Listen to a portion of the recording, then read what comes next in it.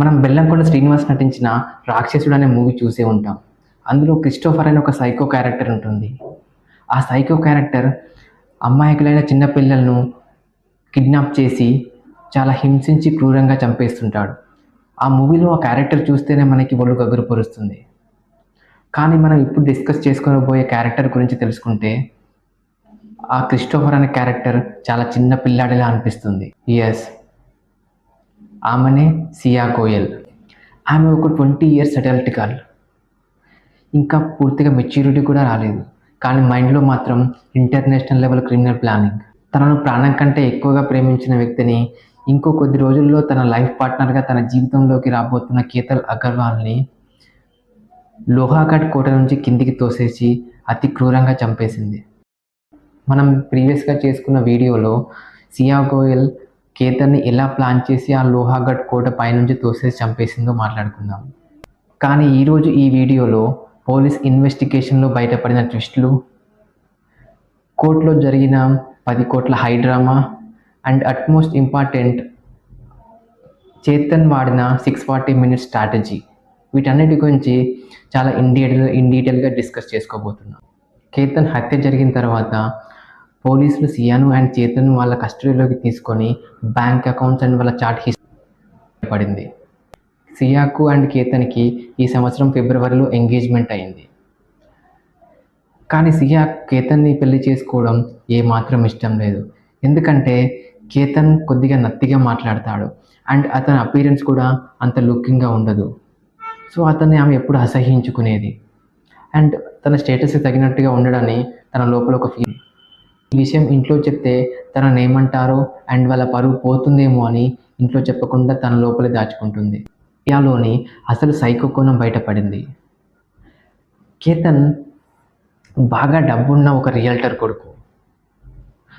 అతను ఎలాగో చంపబోతున్నాం కాబట్టి అతను చంపే ముందు ఎంత వీలైతే అంత అతని దగ్గర నుంచి డబ్బు లాగాలనుకుంది.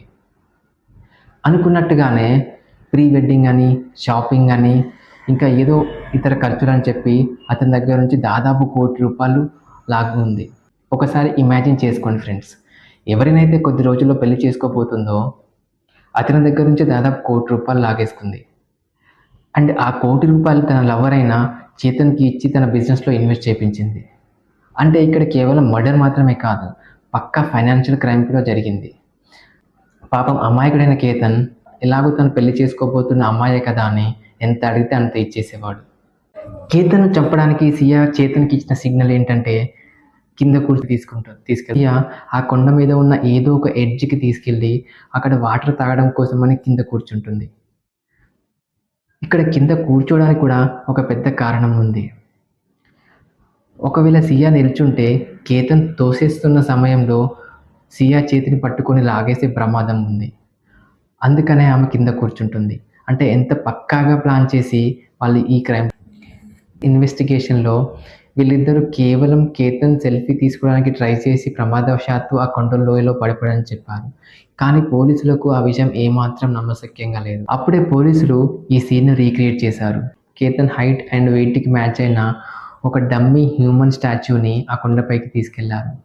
ఒకవేళ ఆ కొండపై నుంచి ప్రమాదవశాత్ జారిపడితే ఎలా ఉంటుంది అండ్ ఎవరైనా కావాలని నెట్టేస్తే ఎలా ఉంటుందో ఆ 2 సీన్స్ని అప్పుడు సియా తర్వాత వాళ్ళకు ఒక విషయం క్లారిటీగా అర్థమైంది.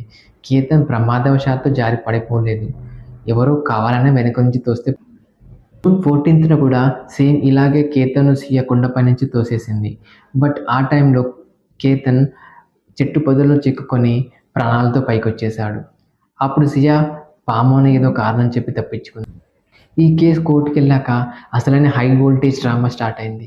అడ్వకేట్ అశుతోష్ శ్రీవాస్తవ కోర్టుకి వచ్చి తానే సియా తరపు లాయర్ని, సియా తనను అపాయింట్ చేసుకుందని చెప్పాడు.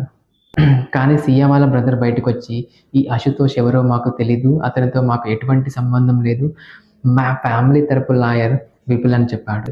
దీంతో మనోభావాలు దెబ్బతిన్న అశుతోష్ సియా బ్రదర్పై ఏకంగా 10 కోట్ల పరువు నష్ట దాబం వేశాడు. తర్వాత సియా కోర్టుకి వచ్చి తన తరపు లాయర్ విపుల్ అని చెప్పడంతో ఈ డ్రామాకి ఒక చెక్ పడింది. ప్రస్తుతం కోర్టు వీళ్ళిద్దరి కస్టడీని జూలై 3 వరకు ఎక్స్టెండ్ చేసింది. అండ్ ఆలోగా మరిన్ని డిజిటల్ ఎవిడెన్సెస్ని కలెక్ట్ చేయాలని పోలీస్ అధికారులకు సూచించింది. ఈ కేసు సీరియస్నెస్ని అర్థం చేసుకున్న మహారాష్ట్ర గవర్నమెంట్ ఈ కేసుని ఫాస్ట్ ట్రాక్ కోర్టుకి అప్పగించింది. కేవలం ఫాస్ట్ ట్రాక్ కోర్టుకి అప్పగించడం కాకుండా ఉజ్వల్ నికమ్ అనే పబ్లిక్ ప్రాసిక్యూటర్ను బాధితుడి తరపు లాయర్గా నియమించింది. 26/11 ముంబై అటాక్లో ఆ నిందితులకు ఉరిశిక్ష పడేలా చేసిన లాయర్ అంటే దయచేసి ఈ కేసులోకి ఎంట్రీ ఇచ్చాడు కాబట్టి నిందితులకు ఖచ్చితంగా శిక్ష పడే అవకాశం ఉందని లీగల్ ఎక్స్పర్ట్ అంటున్నారు. కేతన్ తండ్రి మీడియా ముందుకు వచ్చి కన్నీళ్లు పెట్టుకున్నాడు. నా కొడుకు చాలా అమాయకుడు. ఆ రోజు లోహాగఢ్ కోట పైన చాలామంది టూరిస్టులు ఉన్నారు. ఆ టూరిస్టులో ఎవరైనా నా కొడుకుని వీళ్ళు తోసేయడం చూసుంటే దయచేసి కోర్టుకు వచ్చి సాక్ష్యం చెప్పండి అని బ్రతిమాలుకున్నాడు. కేవలం ఒక్క ఐ విట్నెస్ దొరికితే నిందితులకి శిక్ష పడడం ఖాయం. ఒకవైపు సియా తల్లి నా కూతురు చాలా పద్ధతి గల అమ్మాయి, ఒక సంస్కారి అని చెప్తుంది. కానీ ఇదే సమయంలో సియా చేతన్తో కలిసి మందు తాగుతూ తిరిగిన వీడియోలు సోషల్ మీడియాలో లీక్ అవుతున్నాయి. ఇవి చూస్తే మనకు క్లియర్గా అర్థమవుతుంది సియా ఎంత సంస్కారియో అని. కేవలం 20 ఇయర్స్ ఏజ్లో ఇంత క్రూరత్వమా? లవ్ చేస్తే పెళ్లి చేసుకోవాలి, పెళ్లి ఇష్టం లేకపోతే ఇష్టం లేదని చెప్పాలి, కానీ డబ్బు లాగేసుకొని మరి ఇంత క్రూరంగా ఒకరిని చంపేయడం ఎందుకు? ఈ వీడియోపై మీ అభిప్రాయాన్ని కింద కామెంట్లో చెప్పండి.